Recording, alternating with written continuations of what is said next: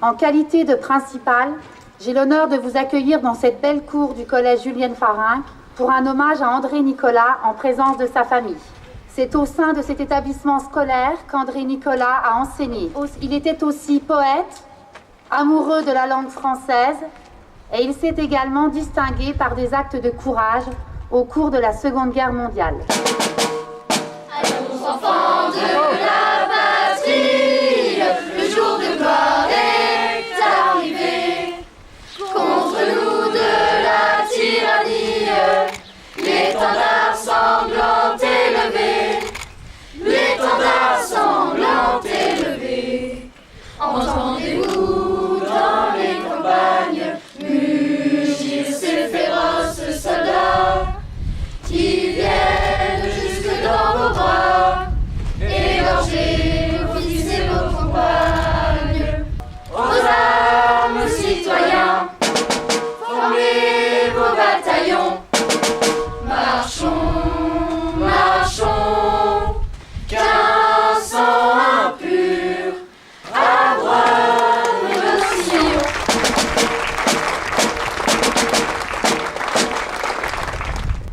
Les équipes, la chorale, les élèves volontaires du collège, les élèves de CM2 de l'école Jean Rostand ont souhaité honorer la mémoire d'André Nicolas à travers le parcours éducatif, artistique et culturel et le parcours citoyen.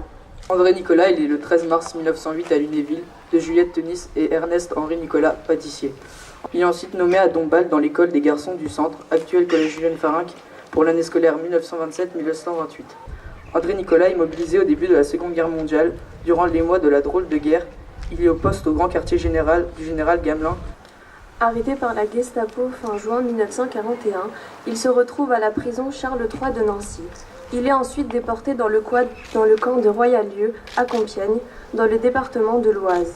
Il est finalement innocenté et libéré fin août 1941. En 1942, il aide des prisonniers en fuite. Devenu franc-tireur et partisan, il aide les militaires américains pour la libération de Cité, village de Haute-Saône, Franche-Comté, où il avait une résidence secondaire. André Nicolas était également poète. Ses œuvres évoquent la Lorraine, qu'il aimait tant, sa nature belle et généreuse, mais également la guerre et les camps. Alors, rendre hommage aujourd'hui à André Nicolas, c'est d'abord souligner l'attachement d'un instituteur à sa terre natale, de Lorraine, de Meurthe-et-Moselle, du Lunévillois, qui a mis toute son énergie au service de la jeunesse dans une période très troublée de notre histoire nationale. Malgré les pressions, malgré les fausses accusations, il reste fidèle à ses valeurs républicaines et humanistes, même au moment de son internement au camp de Royalieu près de Compiègne, où il va passer près de 2 mois. Fête de la Mirabelle à Lunéville. Quel est donc ce parfum qui, dans tous les villages et dans tous les vergers et par tous les chemins, flotte au milieu d'un bruit innombrable des saints, aimé comme un sourire? Quel est donc ce parfum qui flotte souverain, dont semble imprégner la terre et les nuages? Eh bien, c'est la senteur même du paysage, l'apanage du sol et de l'été lorrain. C'est l'odeur de ces fruits adorables qui brillent, rosés comme la chair superbe de nos filles, et plus drus que le grain serré de la moisson. C'est l'odeur de ces fruits qui tombent comme grêle, qu'on ramasse dans l'herbe et qui sentent si bon, le soir dans les paniers brûlants de Mirabelle. Les prunes ont mûri très vite, il a fait chaud, voilà déjà beau temps que gercent les platanes, et qu'entre les gerbiers, les moutons vont et glanent sur les chaumes dorés où parque le troupeau. Le fruit n'attendra pas, on rince les tonneaux, même au cœur des vergers, sous l'arbre l'herbe fane. Tous les loups chanteront avant la Sainte Jeanne, septembre nous dira ce que l'alcool en vaut. Les bourleurs on récolte, et la Lorraine entière, riche de son beau fruit de sucre et de lumière, en célèbre le thym, le velours et la chair. C'est fête au vieux pays que draine la Moselle, des Vosges aux Barrois chante la Mirabelle, et le même parfum de soleil est dans l'air. André Nicolas. Bravo. Monsieur Nicolas, ainsi que toute votre famille, En votre qualité de porte-parole, vous pouvez être particulièrement fier d'apprécier la concrétisation de cette action mémorielle et citoyenne. L'âme de votre aïeul transparaît au travers de cet hommage, mêlant engagement de la jeunesse au service de la mémoire et implication pleine et entière de l'équipe éducative. Je remercie chaleureusement l'ensemble des acteurs qui font de ce moment une journée toute spéciale, empreinte de communion, de sagesse et de poésie. Dans l'herbe à cloche-pied et battent nos lessives, et claquent les vents clairs, dans le soleil il pleut. Pluie heureuse et frappant aux vitres chrome grêles, rebondissant au sol et sautant de plus belle, à cloche-pied dans l'herbe et les ruisseaux d'avril.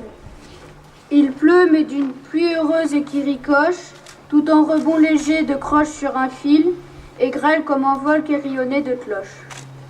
André Nicolas. Et je constate surtout avec une très grande fierté à quel point les équipes du collège ont réussi à tirer profit du formidable parcours d'André Nicolas, un parcours à la fois ancré dans l'histoire, mais également un parcours ancré sur un territoire. Et à partir de ce parcours, je suis très fier de voir combien les enseignants ont réussi à créer un projet qui s'inscrit dans le parcours éducatif, artistique et culturel, et également dans le parcours citoyen. Le poème intitulé « Je t'aime » est un poème lyrique. Le poète s'adresse à son amoureuse. Je t'aime et te le prouverai, fleurs et bijoux je te désire, je t'aime, c'est peu de le dire, Dieu m'est témoin, j'en ai pleuré. J'ai ton parfum de chair ambrée, j'aime ta voix, j'ai ton sourire, je t'aime comme je respire, et Dieu m'entende, j'en mourrai. Croisant ma peine, elle est sincère, croisant ma chanson plus légère, et jusqu'aux larmes dans mes yeux. Croisant mon âme, l'heure sonne, je t'aime et pour toi j'abandonne, jusqu'au droit que j'ai d'être heureux. André Nicolas. Bravo! C'était un instituteur, on dirait aujourd'hui un professeur des écoles. Il avait la science, la connaissance, à une époque où peut-être le respect pour l'enseignant était encore plus élevé qu'aujourd'hui. En tout cas, il a fait son devoir. Il portait des valeurs, il les enseignait, il devait donc les mettre en œuvre. Dans son poème Compiègne 41, il écrit « Quand s'ouvriront pour nous toutes grandes tes ailes, liberté, c'est vers toi que monteront nos cris, vers toi dont nous savons maintenant tout le prix, et qui vaut bien qu'on meure honni, serre en rebelle. » Oui, André Nicolas était une forme de rebelle, et un poète n'est-il pas rebelle? Un poème qui s'intitule Retour. Il a été écrit par André Nicolas. Il parle de la liberté retrouvée. Ô mon pays, enfin c'est toi. Je te revois dans la saison d'automne, où le vent qu'on respire mêle au ferment léger des jus que l'on soutire, l'odeur d'un premier feu de fans et de bois. Oui, c'est toi, c'est bien toi, j'ai reconnu ta voix. Et je sais ce qu'en patois les vieux s'en vont me dire. Je sais que le bonheur s'apprête à me sourire de ce même regard amusé qu'autrefois. Je vais, libre d'aller pieds nus, foulant nos herbes, et tout à mon instinct de vivre, j'obéis. Joyeux de retrouver les parfums de la terre et de redécouvrir dans sa teinte légère et sa géographie heureuse mon pays.